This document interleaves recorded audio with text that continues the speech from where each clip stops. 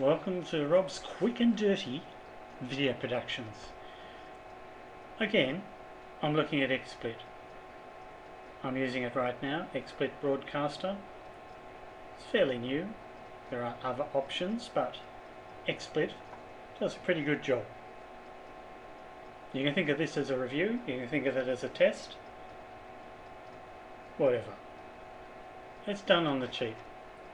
I'm not pretending that it's a high quality, high definition broadcast, but I'll do my best.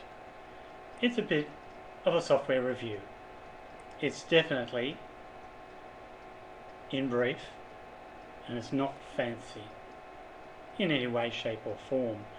So please, bear with me. I'll go through some of the features.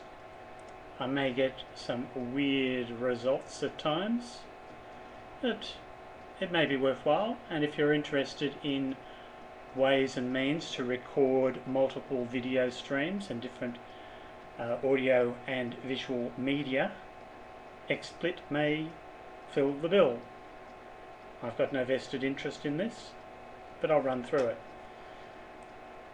You can see how cheap this is. I'm using WordPad. But anyway,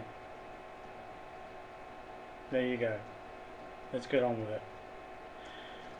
Now, we're also using Ustream in case you haven't noticed. I'm sure you have, because you should be on the Ustream website, or perhaps you're at YouTube. Either way, doesn't matter.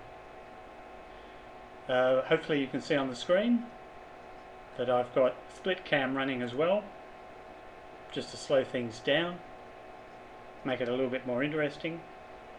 But you can see on an XP system anyway how sluggish it can get, even with 4 gig of RAM and a fairly fast processor.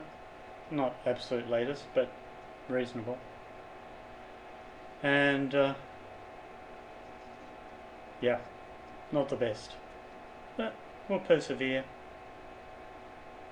You can switch from view to view. You can have different video streams running, different audio and visual media streams running. You can run local media, just AVI files, WMVs, whatever. You can do screen regions. You can magnify. You can do a lot of things. You make these wonderful little recursive, endlessly interesting, reflective, refractive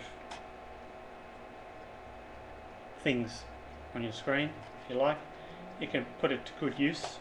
You can write on the screen. You can put little tickers along the top, ticker tape. You can broadcast, as I said. You can locally record. You can announce through Ustream or other similar websites. You can set resolution, frame rate, choose your transition type, your transition speed. You can use multiple projectors. It's quite a powerful program. You can obviously scale your output. You can save and load different media. It's a very effective little tool, and it's quite cheap. Not nasty, but quite cheap. In fact, at the moment it's still in beta. You can go to their website, it's just xsplit.com, and it's worth checking out. So you can do other things. You can bring up settings if your PC is happy with you, and sometimes it just doesn't want to work, and a bit of fiddling around, it still doesn't want to work. I'm not saying it's perfect by any means, but I'm trying to right click and bring up settings.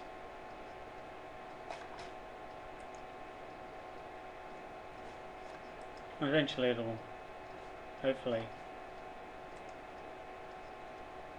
be able to show me, and you, but you can adjust position. You can adjust many. Oh, that's an interesting effect. It's not going to work today. Okay, might end it here. You've had enough, I've had enough. You can see what it'll do. That's probably the best feature. Endless recursive. Oh, I love it. You can obviously get the live webcam feed. You can get a full screen region. You can get multiple regions on the screen. You can use screen capture as well as its own native screen region capture. You can capture a particular window. You can capture a defined region. Very handy. You can use chroma key. If I could bring that feature up, I would, but it's not coming up. Oh, there it is, but it's hidden. And I know why it's hidden now. And I can probably fix that if my computer will let me.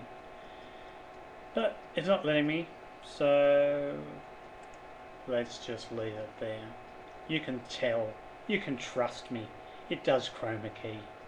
You can also do 3-dimensional, like I've done here. You can tilt things, tilt your images, tilt your live feeds. Quite handy. Anyway, enough of that. Signing out. Bye.